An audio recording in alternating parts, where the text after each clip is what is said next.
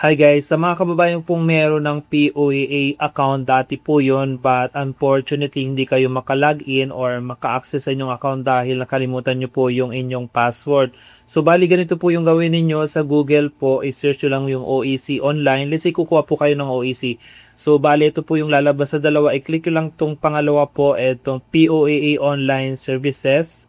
So bali dito guys, ito yung pinaka-window, i-click nyo lang tong Let's Go. So dito guys sa baba meron ditong account recovery. Ayan po siya. I-click nyo lamang po yan.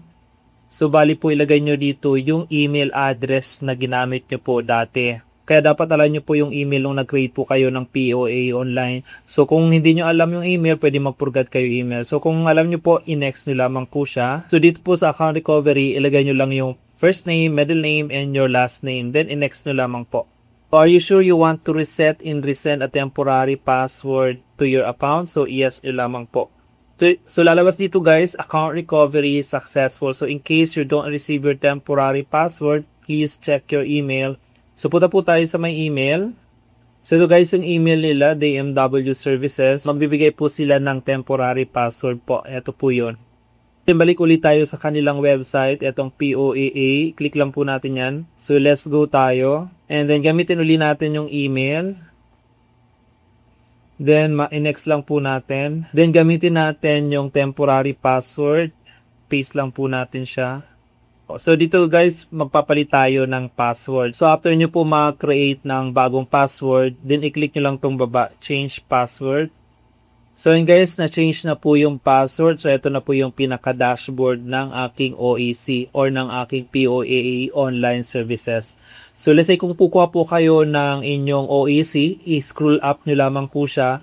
So may makikita po kayo dito na balik manggagawa. Ayan po siya. I-click nyo lamang po yan. So ito guys, bali initial assessment lang to. So makikita dito kung yung available na ba yung passport nyo. Nakalagay po dyan, passport data is available. Kung hindi pa siya available, dapat po is i-upload nyo po siya. Yan po, passport data is available. So kung paano mag-upload ng passport, meron po akong video dyan.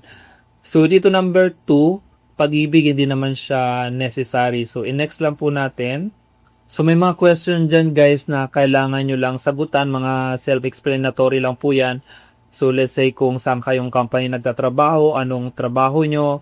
So yun lang po yung mga questions, almost 5 questions lang po siya. Once po completed na po yan, so merong lalabas dyan na view OEC. I-click nyo lamang po yan, itong nasa taas.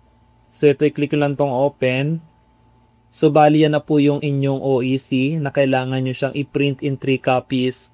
And screenshot nyo na din kasi kailangan po siya sa may immigration and din sa pag-refund ng terminal fee. So ito po is valid for 60 days po yan. So yun lang guys, ganun lang po kumuha ng OEC online, especially po kung same employer lang, so wala nang pagbabago sa contract nyo.